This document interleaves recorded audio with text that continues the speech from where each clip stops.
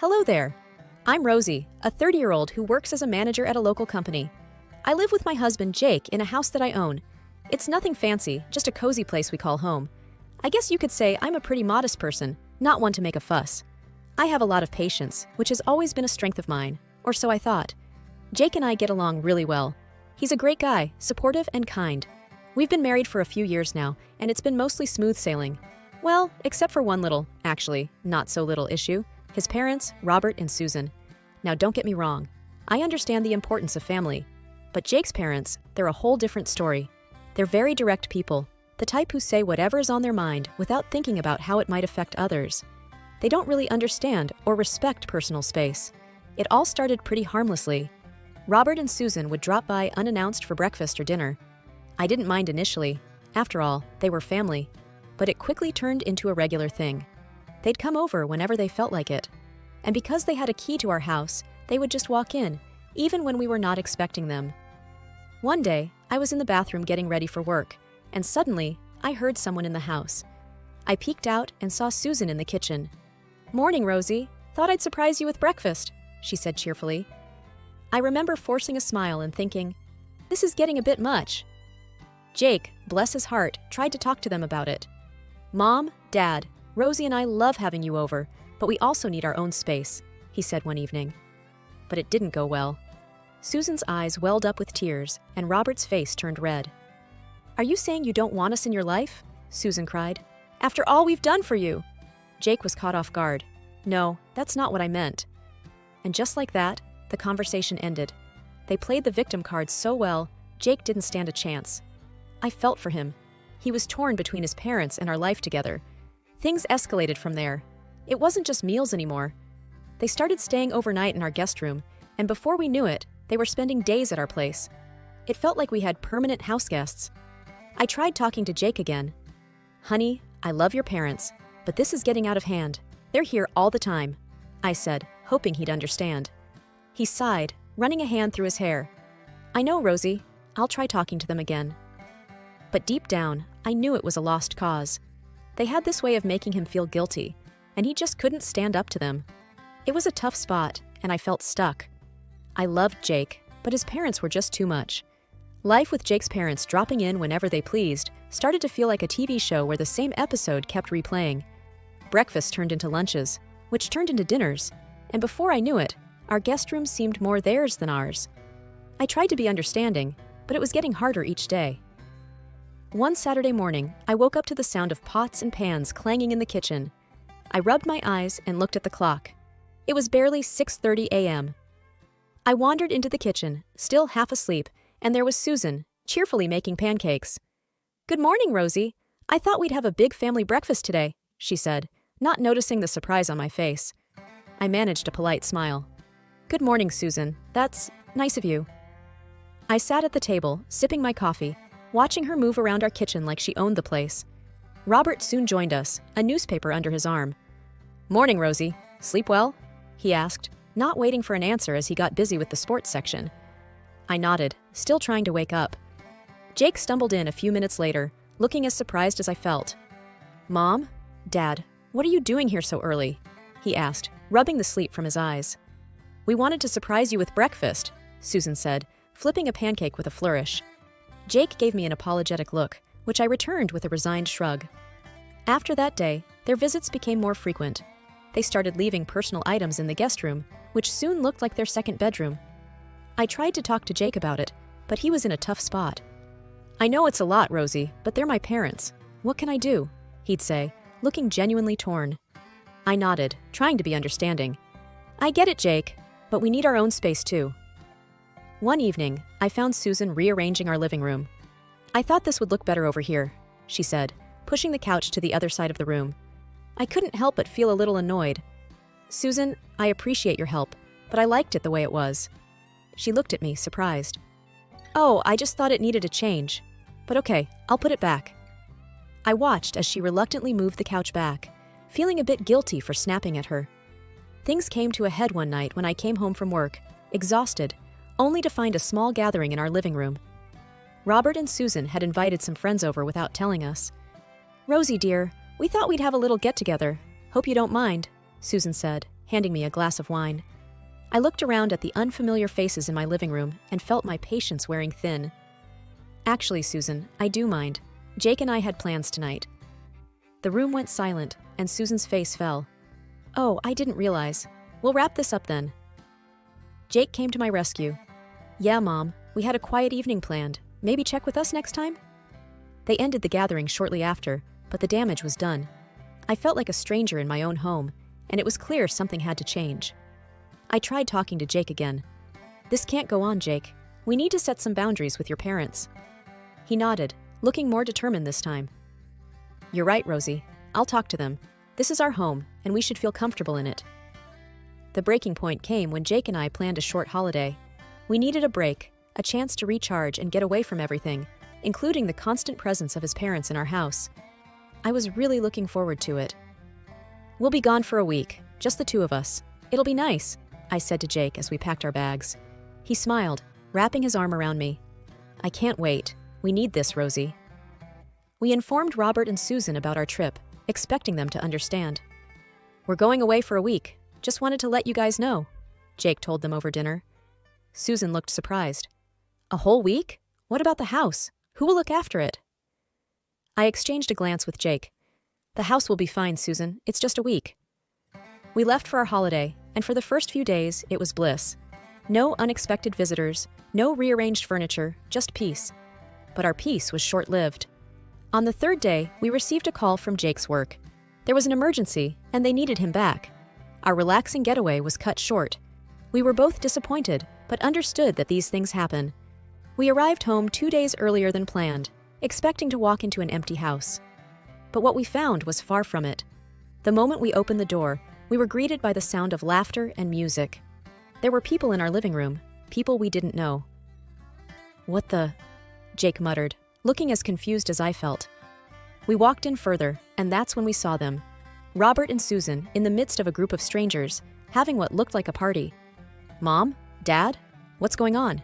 Jake asked, his voice a mix of surprise and anger. Susan looked up, her smile fading when she saw us. Jake, Rosie, you're back early. Who are these people? I asked, trying to keep my voice steady. Robert cleared his throat. Well, we thought since you were away, we'd rent the place out to some friends, just for a few days. I felt my jaw drop. You did what? Jake looked like he was about to explode. You rented out our house? Without even asking us? Susan wrung her hands. We thought it would be fine. You were away, and these friends needed a place to stay. I couldn't believe what I was hearing. They had turned our home into a rental property without our permission. The nerve of it all left me speechless. Jake was fuming. Everyone out. Now, he said, his voice leaving no room for argument. The strangers gathered their things, murmuring apologies as they left. Robert and Susan stood there, looking guilty but also defiant. We didn't think it would be a problem, Robert said, trying to justify their actions. A problem? You crossed a line. This is our home, not a hotel, Jake said, his voice shaking with anger. I stood there, watching the scene unfold, feeling a mix of anger, disbelief, and disappointment. This was it. This was the moment when I realized things couldn't go on like this. Something had to change, and it had to change now. After the house was cleared, Jake and I sat down with his parents. This can't happen again. You can't just use our house like this, Jake said, trying to remain calm. Susan started crying. We didn't mean any harm. We just thought... No, Mom. There's no excuse for this, Jake interrupted. We need our privacy. We need you to respect our home. They apologized, promising it would never happen again. But their apologies felt empty, and their promises even more so. I looked at Jake, and I could tell he felt the same way. Exhausted and at my wit's end, I knew we had to do something. The love I felt for Jake propelled me to find a middle ground, a solution that wouldn't tear our family apart. The constant invasions by his parents were suffocating, and it was time to reclaim our space. We need a break, Jake, and we need to do something about your parents, I said, the determination clear in my voice. Understanding the gravity of the situation, Jake nodded. You're right. Let's plan a weekend getaway. But first, let's change the locks. They can't keep walking in like they own the place. So, before our much-needed escape, we executed our secret mission. Replacing the locks felt liberating, like we were finally setting boundaries that should have been there all along. With the new locks in place, we packed our bags. Before leaving, I suggested, let's turn off our phones. No distractions, no calls, just us. Jake agreed without a second thought, and we left for our weekend retreat, phones off, hoping for a few days of peace. Our weekend was a slice of heaven. We laughed, shared stories, and for a while, the chaos of our life seemed a distant memory. But as we prepared to head back, a nagging sense of uncertainty crept in. On our drive home, we finally turned our phones back on. Almost immediately, my phone rang. It was a number I didn't recognize. Hello? I answered hesitantly. This is Officer Daniels. Am I speaking with Mrs. Rosie Thompson? A stern voice inquired. Yes, this is she, I replied, my heart starting to race. I'm calling about an incident at your residence. We have detained several individuals who broke the locks and entered your home. My mouth went dry. Broke the locks? Entered our home? Yes, ma'am. It appears they were trying to gain unauthorized access. We have them at the station. I glanced at Jake, who was listening intently, his expression a mix of shock and confusion. We'll be home soon, officer. Thank you for letting us know, I managed to say, trying to keep my voice steady. Hanging up, I relayed the information to Jake. His grip on the steering wheel tightened, and he let out a long, deep breath. Who would do that? And why? I whispered, a sense of dread washing over me. We'll find out soon enough, Jake replied, his jaw set firmly. As Jake and I drove home, the weight of uncertainty was heavy in the car. We both knew that whatever awaited us at home was bound to be unpleasant. The thought of strangers breaking into our home was unsettling, but deep down, I had a nagging suspicion about who might be involved. We should have seen this coming, Jake said, breaking the silence. Changing the locks was bound to set them off. I nodded, knowing he was referring to his parents. Let's just deal with it and move forward. We can't let this ruin what we've built. Arriving home, we found a police car parked outside. My heart sank. This was real. Officer Daniels, a tall man with a stern face, greeted us. We caught them trying to break in. They were quite adamant about getting inside, he explained. Who were they? Jake asked, though his tone suggested he already knew the answer. It was your parents, Mr. Thompson, and some of their friends, Officer Daniels replied. Jake's face turned pale. My parents? But why would they? It seems they were unaware of the lock change. When they couldn't get in, they tried to force their way, the officer continued. I could see Jake struggling to process the information. His parents had crossed a line, and there was no turning back. Can we see them? I asked, my voice barely above a whisper. They're still at the station. You can talk to them there if you wish. Jake and I exchanged a look, a silent agreement passing between us. We needed to face this head-on.